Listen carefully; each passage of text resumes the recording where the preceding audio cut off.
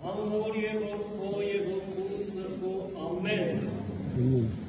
Նրան մոտ եկան քահանայապետերը, օրենսգետները և ծերերը ու ասացին նրան. Ինչ իշխանությամբ ես դու այդ անում և ով տվեց քեզ այդ իշխանությունը։ Սիրելի քույրեր և եղբայրներ Քրիստոս, այսօրվա ավետարանական հատվածի մեջ ընթերցում ենք այն դավադիր և պրովոկացիոն հարցը, որ պիտի հետո դառնար Քրիստոսի ձեռնարկության, չարչարանքի, խաչելության և տանջանքի պատճառը։ Երբ մեր Տերը վերջին իր այցելությունը արեց դեպի Երուսաղեմ, տաճար մտնելով, կարծես թե տաճարի դրված կարգ ու կանոնը փոխեց, որովհետև ժամանակի քահանայապետը, քահանաները և կրոնական բոլոր շերտերի ներկայացուցիչները տաճարում առևտրի և դրամի փոխանակության շրջանառություն էին սկսել, որը հարիր չէր ոչ միայն հավատքին, այլ հարիր չէր նաև այն պատվիրաններին, որ Մովսեսի միջոցով փոխանցվեց Իսրայելի ժողովրդին։ Եվ երբ որ մեր Տերը իր արդար ցասումի մեջ խաթարեց այդ դրվածքը, որ քահանայապետերի, դպիրների ու ծերերի միջոցով դրված էր տաճարի մեջ, ժողովուրդը հիացավ, որովհետև սա նոր քայլ էր, սա նոր մարտահրավեր էր ուղղված այն իշխող քահանայական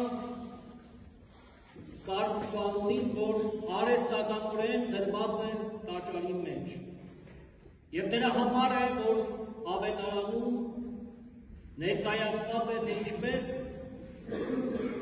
չարությամբ, նախանձությամբ, ատելությամբ լցված այդ կրոնական խումբը մոտենալով Քրիստոսին հարց տվեց ասելով. Ինչ իշխանությամբ ես անում, ով է տվել քեզ այդ իշխանությունը։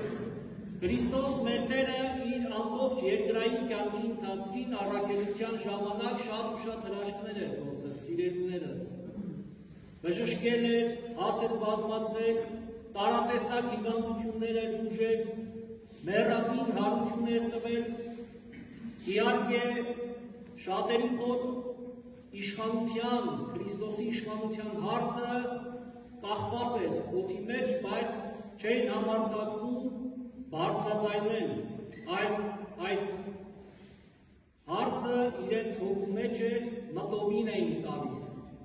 Բայց քանի որ վտանգվում էր մի ամբողջ համակարգ, որ հրեական իրականության մեջ արհեստականորեն ստեղծվել էր քահանայապետերի, դպիրների, ծերերի կողմից որպես և իրենց հեղինակությունը պահելու և նաև եկամուտ ստանալու համար, ուրեմն պիտի բարձրաձայնել այս խնդրի մասին։ Եվ այդ հարցը մեղադրական է դատապարտող ուղղված Քրիստոսին։ Ինչ իշխանությամբ ես անում, ով է տվել քեզ այդ իշխանությունը։ Այսօր է աշխարհը մեզ մեր եկեղեցուն, Քրիստոսի եկեղեցուն այդ հարցը ուղղում է։ Ինչ իշխանությամբ եք անում, ով է տվել ձեզ այդ իշխանությունն ու իրավունքը։ Եկեղեցին, Աստծո եկեղեցին, կարիք չունի որևէ մեկից այս աշխարհի մեջ իշխանություն ստանալու թույլտվություն ունենալու։ Այլ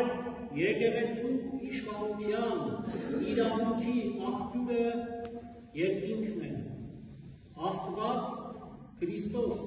որովհետև Քրիստոս ինքը հիմնադրեց իր եկեղեցին ասելով. ահա ձեզ իշխանություն եմ տալիս մեղքերի վրա, ձեզ իշխանություն եմ տալիս կապելու և արձակելու, ձեզ իշխանություն եմ տալիս բան ադրելու և օրհնելու։ Մեր Տիրոջը ուղղված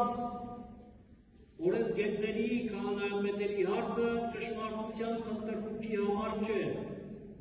այլ կարծես թե թաքնված ական, որ պիտի պայթեր, որովհետև հարցը քահանայապետերի ու դպիրների կողմից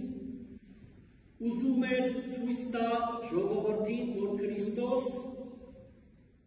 վտանգ է թվացյալ այն խաղաղության դեմ,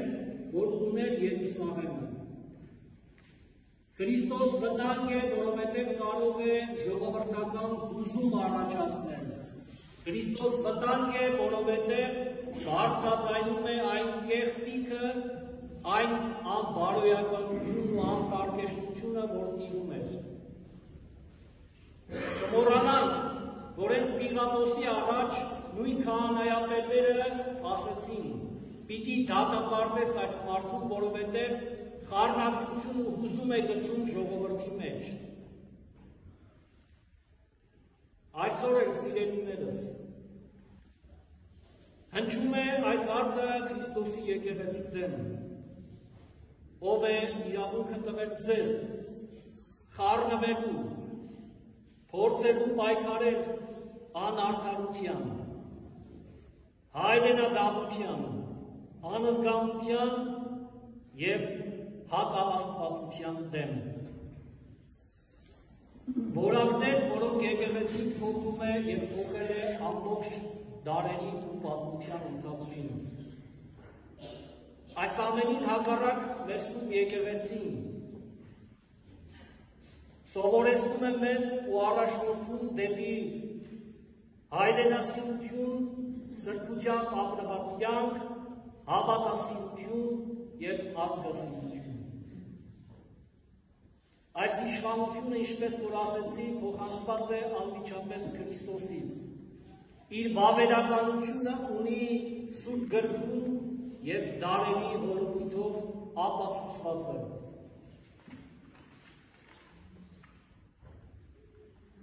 Եվ այդ իշխանությունն է, որ դարեր շարունակ մեր ազգին պահել է որպես հայ, որպես քրիստոնյա։ Այս իշխանությամբ է, որ Աստծո խոսքը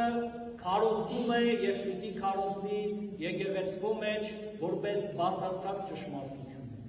Այս իշխանությամբ է, որ Սուրբ Հոգու շնորհները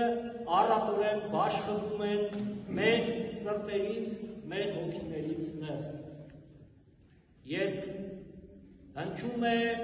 մեղադրանքի տեսք ունեցող այդ հարցը, թե ինչ իշխանությամբ եք անում և ով է ձեզ տվել այդ իշխանությունը, եկեղեցին խոսել է և խոսում է Սուրբ գրային իմաստությամբ, ասելով և պատասխանելով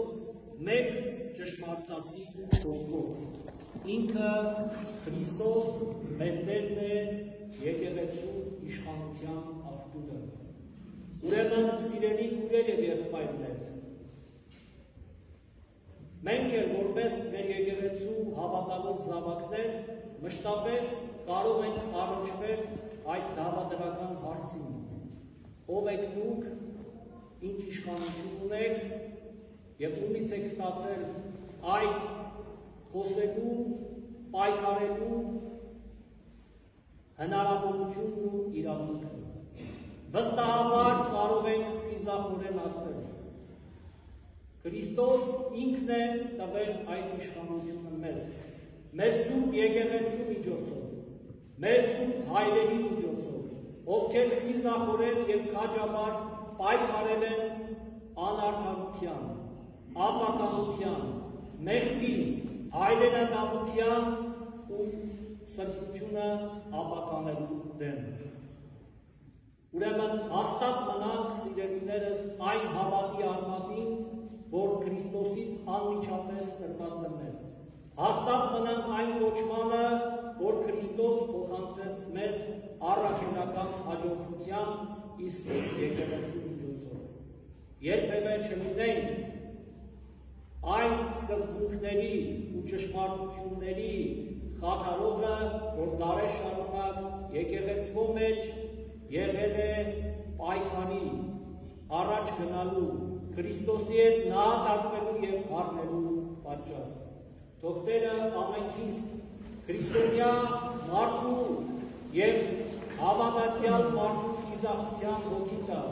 որպեսզի կարողանանք աննահաշ լինել մեր հայրերի հավատի մեջ, մեր եկեղեցու սուրբ ընթացքի մեջ և սուրբ գրային ճշմարտությունների մեջ,